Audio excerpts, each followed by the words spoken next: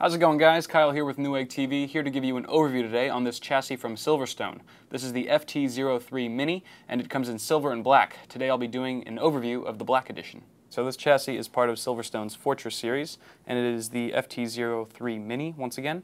Silverstone did release an FT03 a while back, and it was basically a larger version of this case. Because they've made this one about half the size as the original FT03, it's only compatible with SFX power supplies, and it only supports Mini-ITX motherboards, as well as Mini-DTX. And aside from that, you get up to 9.5 inches long graphics card support, and there's a few specs on the side of the box here, which I'll probably get more into in just a bit, but let's take a look inside the box. So here are the included accessories with this package. In the box you get 2 zip ties for managing your cables. You get some mounting screws. This is a USB 3.0 to 2.0 adapter, so there's actually front panel USB 3.0 on this case, but if for whatever reason your motherboard doesn't support USB 3.0, doesn't have that header, you can simply plug it in and use it for 2.0 compatibility. And you also get a user's manual and the case itself. So here's a look at the FT03 Mini. The complete outer shell is made out of black aluminum. It's very sleek, as you can see, has a monolithic design. And as far as the dimensions go, it's about 7.5 inches wide, about 15.5 inches tall, and 9.25 inches deep. And even though this is pretty tall for a Mini-ITX chassis, keep in mind that the footprint itself is very small. It's only about 70 square inches, so you should be able to put it on any surface or desk that you so desire with relative ease. So taking a look at the front here, we've got a Silverstone logo up top, and right here is where you'd put your slim optical drive. It would have to be a slot loader drive. That's basically the only optical drive that this chassis supports. Aside from that, as you saw earlier, the rest of the chassis is very simple. Kind of features that elegant simplicity and minimalism. So let's take a look at the top and bottom. Alright, so here are your front panel connectors, and you're actually looking at the top of the chassis right now. So here you have 2 USB 3.0 ports, your headphone and microphone jacks, some LED indicator lights, and your power and reset buttons.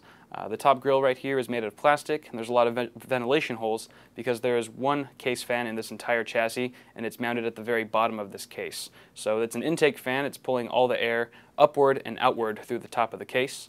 So it gets exhausted up here, and this actually comes off. Oh, before I take that off, let me just show you. There's a gap here and one on the opposite side, and another gap up top here where you'd route all of your cables that are plugged into your motherboard I/O. Speaking of which, this gives you a better idea of how everything is mounted inside this case. Here's the mount cutout for your SFX power supply. You've got your rear I/O shield for your motherboard that would go right there, and you've got 2 expansion slots down below. Alright, so this is the bottom of the chassis, and as you can see here we've got 4 rubberized feet, and it's to prevent your case from sliding around on whatever surface it's on. And these feet are also elevated enough so that there's enough distance between the bottom of the case and the surface that it's on, so that you have enough dedicated airflow going to this intake fan. And speaking of which, this is a 140 millimeter Silverstone air penetrator fan. It's in intake, like I said earlier, and that's the only fan in this chassis. It's going to be taking air from the bottom and directing it up and outward through the top of the case. Oh, and there's a dust filter here, so it's easily removable if you want to clean it out. And there's a look at the fan itself. Alright, now that I've shown you guys the outside of the case, you're probably wondering, well, how do I get inside of it? So it's actually really easy. Silverstone's made it extremely convenient. Simply pop off that plastic grill, and then from there you can proceed to just completely deconstruct this thing by literally just peeling off the front and back panels. I shouldn't rest those on top of each other. And the right panel as well. All of the side panels feature a quick release mechanism, which is basically comprised of these little black nubs which fit snugly into these plastic ports. The only panel that's going to stay on is the left side panel, like you see here. From here you can just literally just put it on its side, and as long as you have a Phillips screwdriver handy, you're ready to start building. Here you can see we have room for a 3.5 inch drive right there, and just above it we have room for a 2.5 inch drive.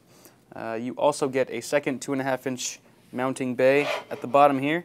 You can mount it right there. You've got 2 thumb screws to take out that bracket so you can install it externally before mounting it back in there. Here are your front panel connectors, so you've got your power, reset, hard drive, indicator lights, and all that good stuff.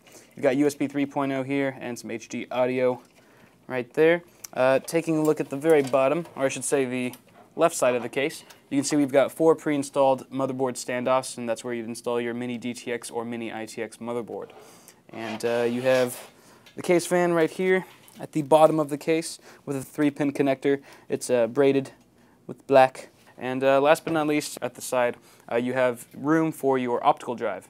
And keep in mind, this is where you would insert your optical disc. And that's going to wrap it up for this overview. Once again, this has been the FT03 Mini from Silverstone. I'm Kyle with Newegg TV, and if you guys enjoyed this video, be sure to head over to our Newegg YouTube channel for more tech videos. Thank you all for watching, and I'll see you guys later.